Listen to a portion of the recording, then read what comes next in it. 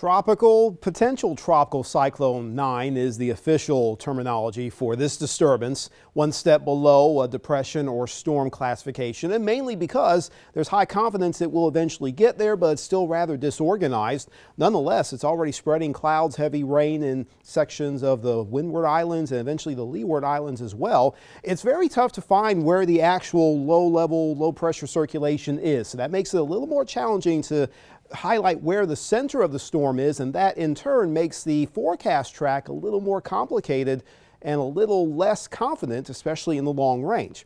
Nonetheless, this is what it is, and it's forecast to move to the west-northwest.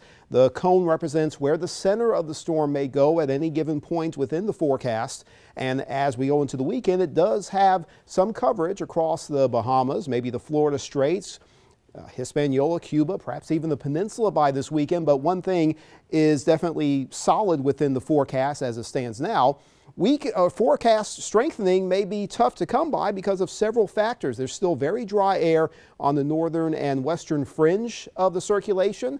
And remember how the sky looked kind of milky a few weeks ago, that Saharan dust? Well, it's pretty thick, especially just to the north of the greater Antilles. Dry, dusty air does slow the intensification process of a tropical system, and it's still forecast to move into what's typically a little more of a moistened atmosphere, but the Saharan dust may limit the amount of moisture, and tropical systems have to have that moisture to thrive. So it may just be a slow process of strengthening as it makes its trek towards the west-northwest. Now, as the circulation gets a little better formed, and once some investigations are done with Hurricane Hunter aircraft, we'll get more precise data. So there's still at least some big questions as far as the exact path goes. The high pressure ridge to the north, it's forecast to weaken on this end, and that's what's being factored into an eventual northeasterly turn.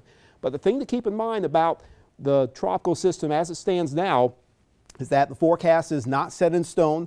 Extended forecasts do change. Monitor it very closely day to day, like we always do with tropical scenarios.